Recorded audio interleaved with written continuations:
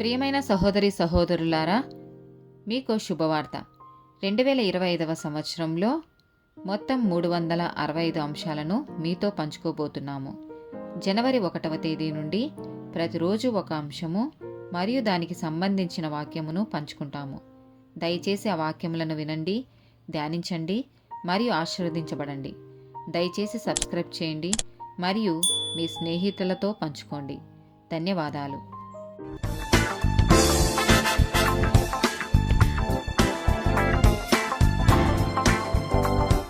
14th day topic కోపం, anger. మొదటి పేతురు రాసిన పత్రిక 4వ అధ్యాయము 8వ వచనం. ప్రేమ అనేక పాపములను కప్పును గనుక అన్నిటికంటే ముఖ్యముగా ఒకని ఎడల ఒకడు మిక్కటమైన ప్రేమ గలవారై ఉండిడి.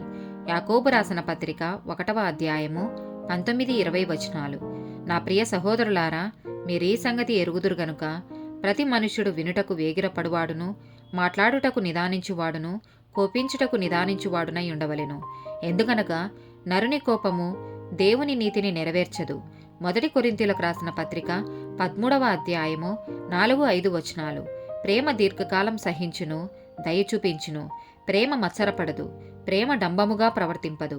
అది ఉప్పొంగదు, అమర్యాదగా నడువదు, స్వప్రయోజనమును విచారించుకొనదు, త్వరగా కోపపడదు, అపకారమును మనసులో ఉంచుకొనదు. ఎఫెసీయులకు రాసిన పత్రిక 4వ అధ్యాయము 26-27 వచనాలు. కోపపడుడి గాని పాపం చేయకుడి. సూర్యుడు అస్తమించు వరకు మీ కోపం నిలిచి ఉండకూడదు. అపవాదికి చోటియ్యకుడి. సామెతల గ్రంథము 12వ అధ్యాయము 16వ వచనం.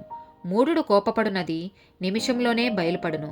వివేకి నిందను వెల్లడిపరచక యూరకుండును.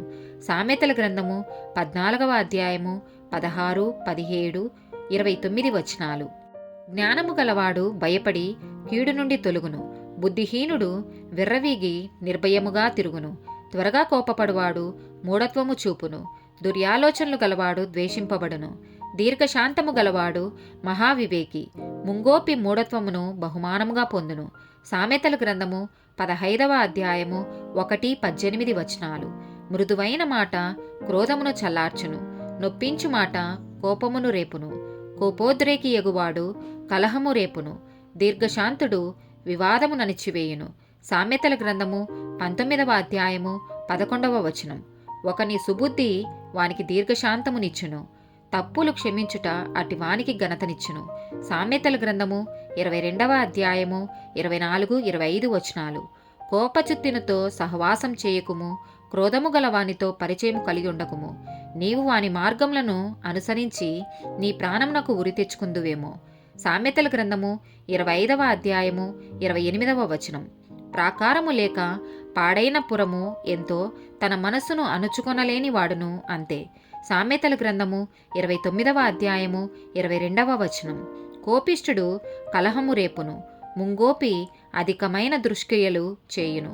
సామెతల గ్రంథము 30వ అధ్యాయము 33వ వచనం. పాలు తరచుగా వెన్న పుట్టును. ముక్కు పిండగా రక్తము వచ్చును. కోపము రేపగా కలహము పుట్టును. ఆమేన్.